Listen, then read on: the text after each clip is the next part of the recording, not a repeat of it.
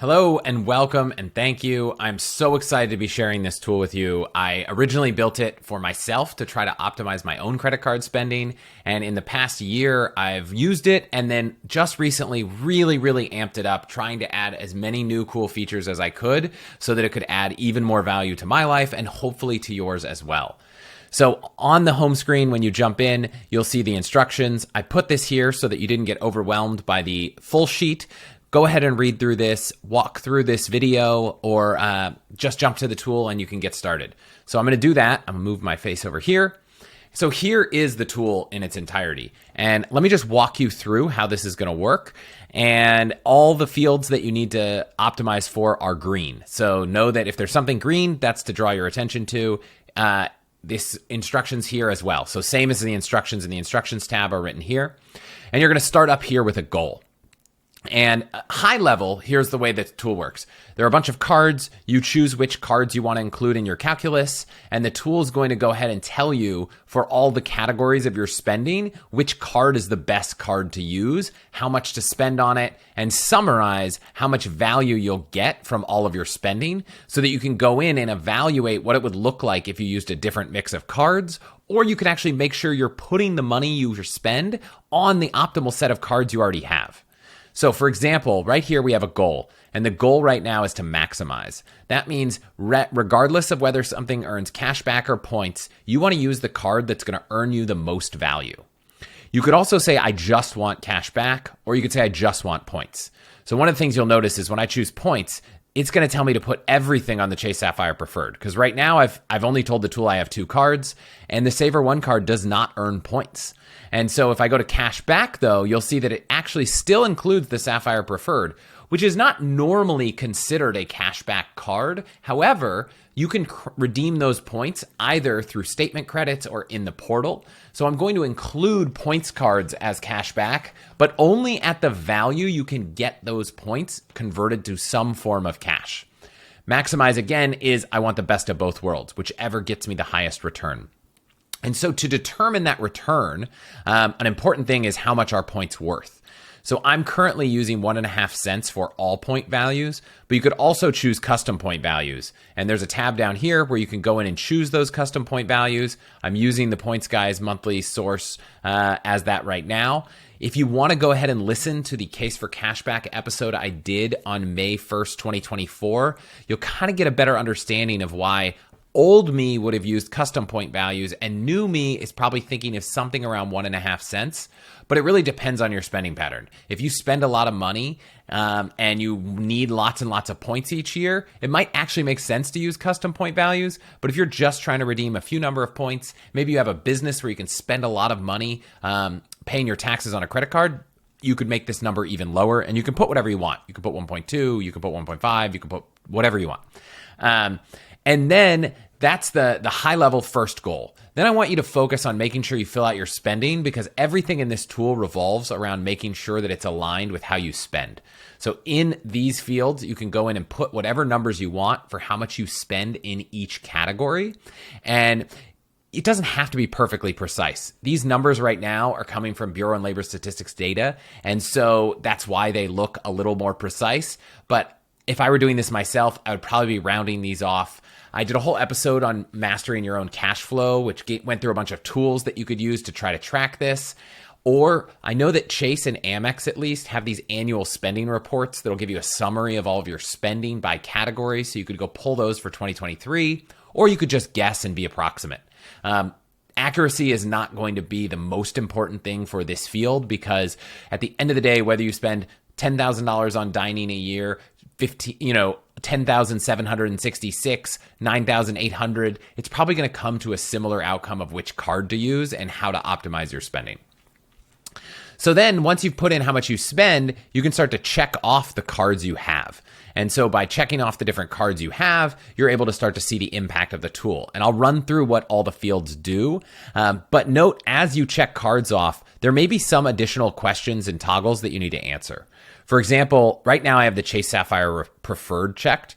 And the interesting thing about the Chase Sapphire Preferred and Reserve and also the Inc. Business Preferred cards are that while you can redeem a lot of things for statement credits and cash out your points at 1 cent, And we've talked at length about how you can get even more value transferring to airline partners. But booking in the travel portal can get you 1.25 or 1.5 cents of value per point without having to worry about transferring to partners. So this question is, do you want to include that travel portal option as a form of cash back? So if you do, we're going to value those points at 1.25 or 1.5 cents. But if you don't, then we're just going to look at the value you can get from your points in other ways, which is going to be 1 cent. I like to include it, but it's up to you. As you check other cards, for example, the Amex Everyday card is going to ask you how many transactions you put on each month because that changes the points earning. If you add on, the Amazon Prime card, it's going to ask you, because the Amazon Prime card earns 5% back on Amazon Fresh and Whole Foods, it's going to ask whether you want the grocery category to be all groceries or you're willing to limit groceries to just Amazon and Whole Foods, which would effectively make the Amazon Prime card a grocery card because all your grocery spending will be there. We shop at Trader Joe's and Safeway, so for us, it's all grocery. And then last, if you choose a Bank of America card, it's going to ask you your Bank of America status because that determines how many points you earn. So I'm going to uncheck a few of these and go back to where we started and walk you through how the tool works. So first off, we filled in our spending, and the tool is going to tell you which is the top card to put your spending on. And so it's going to then take that card, it's going to look up how much you should spend on it. And the reason that's important is because normally it would be everything. However, there are some cards that you'll see have a cap on their spending. So for example, the Amex Everyday card and the Amex Blue Cash Preferred, they earn elevated points on groceries, but only on the first $6,000 a year. So if I were to say I have the Blue Cash Preferred, it's going to say, hey, for your groceries, you spend about $8,000 a year. The Blue Cash Preferred is where you want to spend the first $6,000. And then you'll notice that because there's a cap, there's this whole section here, which normally won't matter, but if there is a cap on one of your cards, it'll look and say, what's the best backup card? What's your best card for uncapped spending? Now, there are some notes in here that you can read. The tool isn't going to support multiple capped cards in a row, so it's going to choose your best capped card and your best uncapped card. So if you have 3 grocery cards that earn 6,000, so that that earn elevated points on 6,000, which means you're technically able to get $18,000. I guess one way you could do it is you could just manually override this cap and make it $18,000 because you have 3 of those cards. So just a quick peek behind the curtain there. And it's going to say, okay, so this is your best card. It earns this many points, which in this case is 0. It earns this much value, so that's 6 cents in cash back. It earns the points it's earning are worth this, which are nothing because it doesn't earn points. And then this is how many cards you have that actually earn that rate. So you'll see down here in transit, we actually have 2 cards that are going to earn that same rate. So if you start to see a lot of 2s, 3s, 4s, that means you might have a lot of overlapping cards here. Then it's going to say what's the total value you get from the category, both for your top card and any uncapped cards, and how many points are you earning. And these are what's really going to drive the analysis here. But before I go to the analysis, let me just walk through a few of the other fields. This is saying that on the Blue Cash Preferred, here's how much you're going to spend on that card. So whereas these numbers are how much you're going to spend on that card for that category, this is how much you're going to spend on that card across all categories. Then this is asking whether it's a points earning card at all, just for the sake of the calculation. One thing you'll notice is there are cards like the Capital One Saver and Saver One cards that are not points cards. They are cash back cards. However, if you have the Venture or the Venture X, you can transfer that cash back into miles and transferable points. So if you notice this says no, but if I say now I have the Venture card, this converts to yes. And now that means that those points are not just worth the 1 cent that you get as cash back. So this field is always looking at what's the cash back rate, but they're worth 1.5 cents because now you're earning Capital One miles, which we're valuing here at 1.5 cents. So that's an important thing to know. Again, we talked about this is what the cap is. For a certain number of cards, like the customized cash, the custom cash, you actually earn elevated points on a specific category. And sometimes you have to specify it. Sometimes that category is just your top spending category. So you can go in and say which category you want, and it's going to apply those elevated earnings to that card. So for example, on home improvement, right now it's saying the Sapphire Preferred is my best card. It just earns 1 point. But if I say, hey, I want my customized cash to be home improvement, well, now home improvement is earning 3 cents. because I get elevated return here on this card. And if I go down to the City Custom Cash, which earns 5x points on cards, you're going to get that on $6,000 a year. Now, technically, it's $500 a month. And I choose a category like home improvement here. Let's turn this card off. You'll see that I'm getting 5% back on my home improvement, and it's suggesting the custom cash card. Now, if I also had the City Premier card, the custom cash now becomes a points card. So I'm not just getting 5x points, but I'm getting 5x points worth 1.5 cents. So now this goes from being worth 7.5% cash back to 7.5% cash back because I'm getting points that I've said are worth 1.5 cents. So you want to go through and adjust whatever these fields are. If you have any of these, kind of select your cards, select your category cards. And then last, this is saying what is the annual fee? And this is what are the perks. Obviously, I've mentioned that this was last updated on 4/17. If annual fees change or perks change, I will try to issue new versions as there have been a meaningful number of changes. If one card changes one perk, I'm probably not going to update the entire sheet. So that's on you to go in and say, what are your perks worth? So for me, the Blue Cash Preferred, I might say that those perks are worth $100. For the Sapphire Preferred, I might say $50. Let's say for the Venture X, I actually think they might be worth $400. There is a link to this frequent miler premium card sheet, which actually helps you go think through all of these things. So you can go through and say on the Venture X, they just detail out, here are all the perks. You can put what your value is, and you can come up with a total. They say, here's an estimate. You could decide, is Hertz President's Circle worth anything to you at all? You can't make money on the cards in this tool. So if you put 100, it's just going to look at the net annual fee of $0. So if we back up to where we started with these two cards, you'll see the summary. And this is where a lot of the magic happens. So total spend here is $79,962.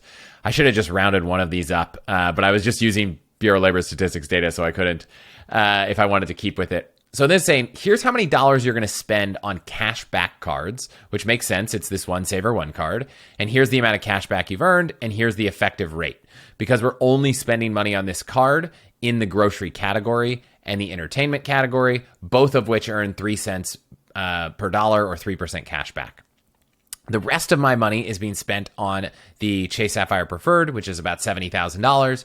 I'm going to earn 103,000 points, and those average points I'm earning at a 1.47 rate. And that's because some of this spend is happening at 2x points, some of it's at 3x points, but a lot of it is at 1x points.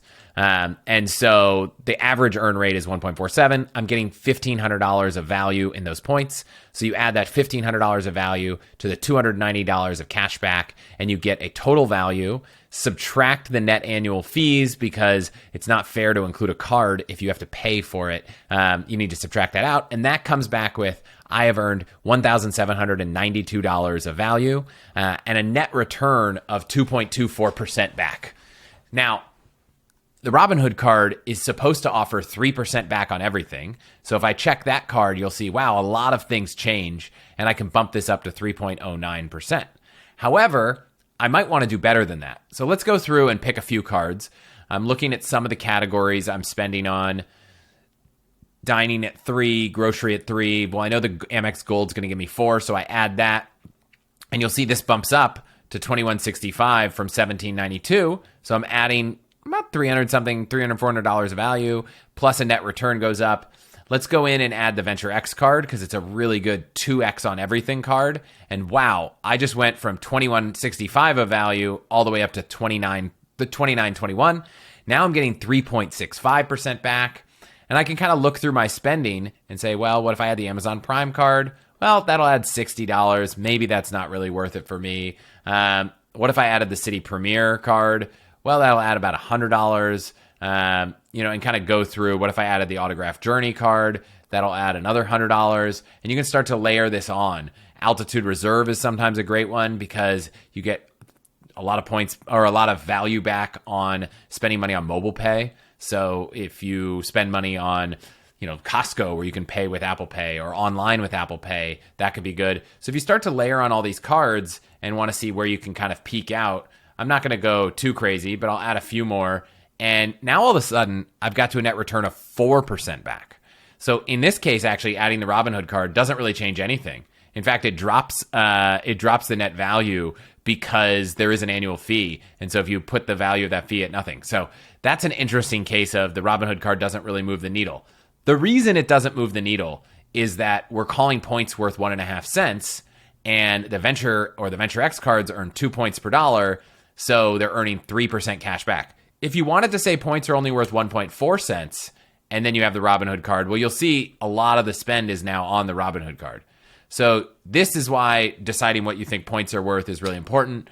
If you listen to my episode, you'll see why I made a case for 1.5, but I could see making a case for custom also, which will actually increase the return here because those points are now worth more than just 1.5 cents.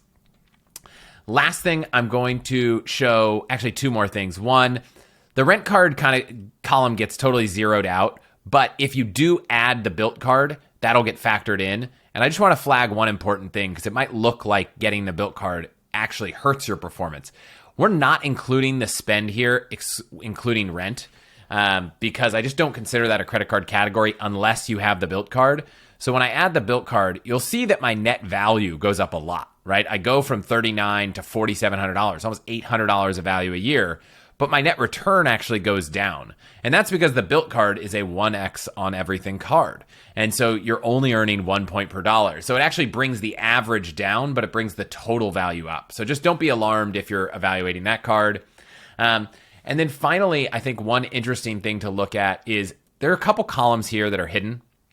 This set of columns, I encourage you not to look at. There's a note here why. This is me hard coding in all the values of earnings for this card. And so only if a card's points value earning changes, if a card says, oh, we no longer earn 1 point here, we earn 3 points here, that would be a reason to consider doing this. Reach out to me. I'm happy to update it if you see things change and I haven't. But this set of columns is interesting because you can actually sort on it and you can do some fun stuff. So if you're looking for what is a card that will earn me the most value on flights, you can sort by that and say, wow, these two cards are 10 cents of value on flights. Maybe they're cards that I should consider if I spend a lot of money on flights. Now you'll notice if you said, what is my, I only want cash back, I don't want to maximize. Well, this drops down to 5 cents. Because these cards are earning points, which is why we had it at 10 cents.